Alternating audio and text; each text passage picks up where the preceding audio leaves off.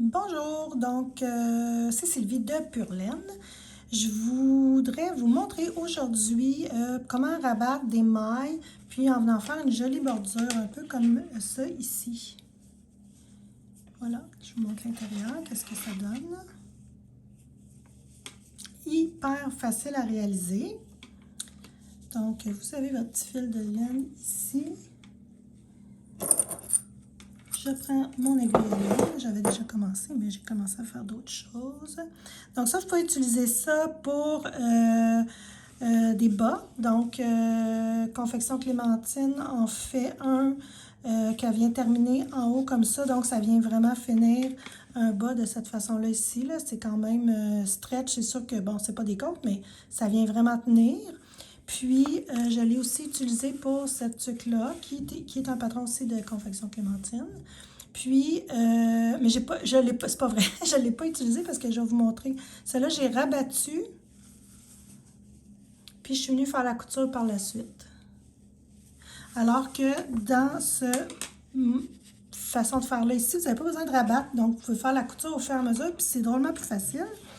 Et vous pourriez aussi l'utiliser dans la tuque Oslo quand vous devez venir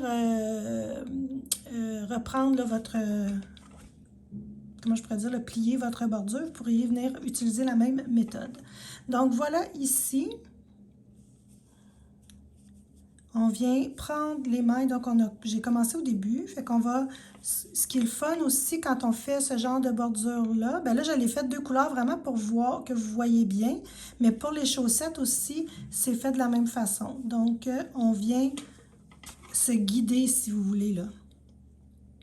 Si vous n'avez pas différentes couleurs comme ça, deux couleurs, vous pouvez tout simplement venir mettre vos filets, là, un petit bout de laine ou un fil, soit dentaire, peu importe, pour être capable de suivre sans vous casser la tête puis sans dévier là, de votre trajectoire. Donc, très simple. On a nos mailles ici sur l'aiguille. Donc, on prend notre aiguille à laine, on la pique comme si on tricotait à l'endroit, comme ça ici. Puis, ici, on s'en vient prendre le vis-à-vis qui est le petit bump ici. Mais tu sais, ça peut être n'importe quoi. Là, ça aurait pu être ici, ça aurait été même plus simple.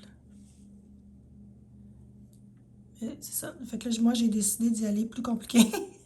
Donc, je suis allée vraiment, vous avez vos petits bumps turquoise, puis là, après, vous allez venir chercher ici vos autres petits bumps, toujours sur le même rang, là, ici. Donc, vous passez en dessous du bump de votre maille en vert. Puis, c'est tout simple que ça. Donc, on prend, comme ça, on tricote à l'endroit ici. On prend notre maille. On la sort. On vient prendre le petit fil ici.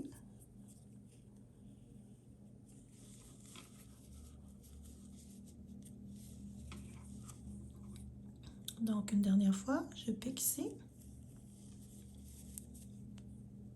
Et je viens chercher mon petit bump ici même. Comme ça. Oups, vous ne voyez pas là. Excusez, j'étais décentrée carrément. Donc, on vient chercher le petit bump ici, tout simplement.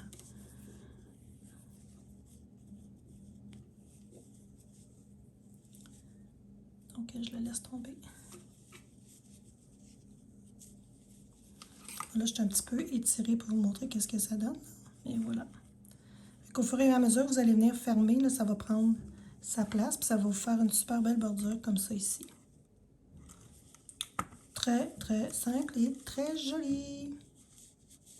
Voilà! À bientôt!